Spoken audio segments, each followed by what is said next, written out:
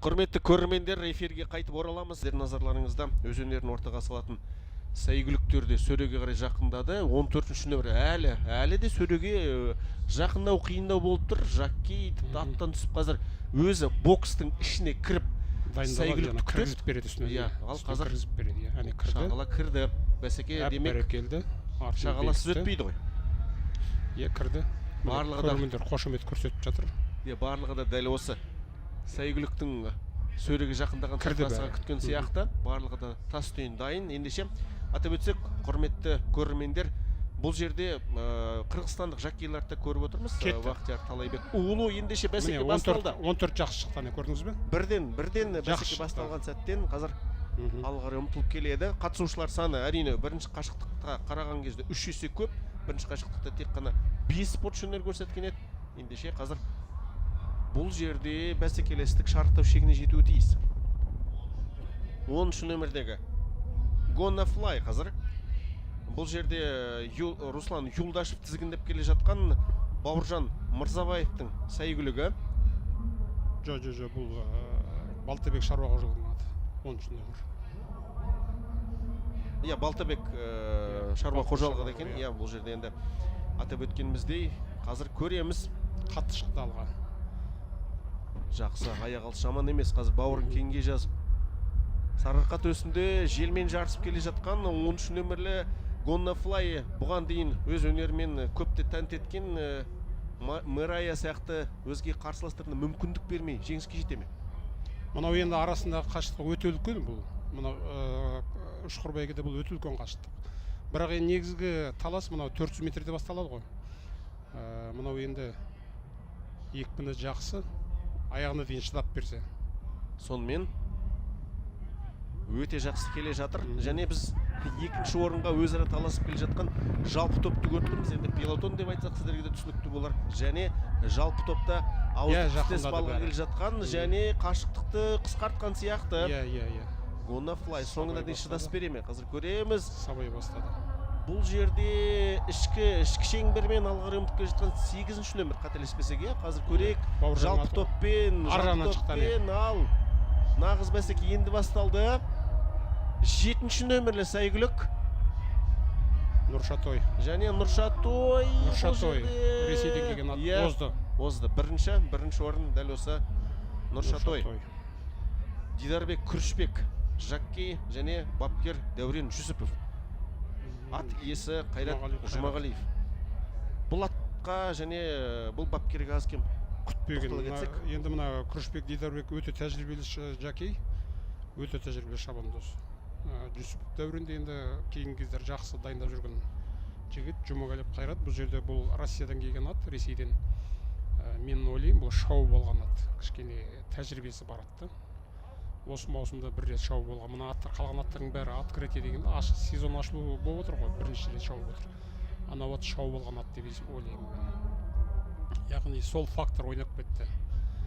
Бізде айтып қоямыз ғой, жаңа шау болған, тынысы ашылған ат деп қоямыз. Сол сияқты мына сол фактор ойнап кетті деп ойлаймын. Нұршатой деген атына қарағанда бұл Чечен Республикасынан шыққан ба деп отырмын. Бүгінгі таңда жалпы ел аумағына тоқталатын болсақ, қайсысы бір өңірдің өзге жәнегі облыстарға қарағанда басымдығы байқала ма? Аттар баптауда. Бұл енді классикалық ат шабыста біздегі классикалық ат шабыстың негізі дамып жатқан аймағы Алматы қаласы ғой. Мына жердегі аттардың барлығы деуге болады Алматы қаласынан келген аттар. Яғни Алматы қаласында қатты дамыған. Енді кейінгі кездер осы мына солтүстік өңірде, Астанада, Павлодарда кішкене дамып жатыр классикалық ат шабыс. Бірақ негізі бүкіл Қазақстан аттары сол Алматыға жиналады. Ақтөбе болсын, Орал болсын. Негізі Алматыда шабады классикалық ат шабыс, Алматы ипподромында. Сонымен құрметті көрермендер, 3 жастар сәйгүліктердің 1800 метрлік үшқор бәйгесі сіздердің назарларыңызда. Тағы да жүлде қоры, бұл жерде жалпы жүлде қоры 10 миллион, бірінші орын 5 миллион, 3 миллион, сәйкесінше қола жүлдегер. Жеңімпаз өтіп баратыр, 7-ші нөмірдегі. Шау болған ат деп есептеймін. Сол фактор ойнап кетті. Нұршатой. Өзге де сәйгүліктерге тоқталатын болсақ, бұл жерде Америка құрама штаттары, Польша, Ұлыбритания сынды мемлекеттерді көріп отырмыз. Бұл шыққан тектер ғой, шыққан жерлер, туған жерлері, туған мемлекеттері. Мынау бұл Россиядан келген ат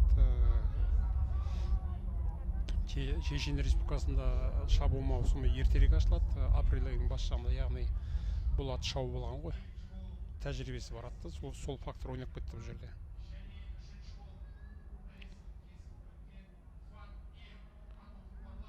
Дегенмен де келесі бәйгелерді көрерміз, бұлардың дәрежесін, деңгейін қалай болады екен.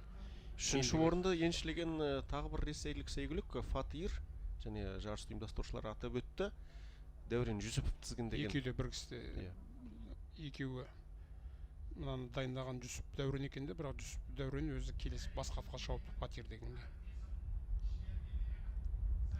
Енді назар аударып қарасақ, екеуі де Ресейден шыққан екен. Көрермендер сонымен қараса көбейе түсті.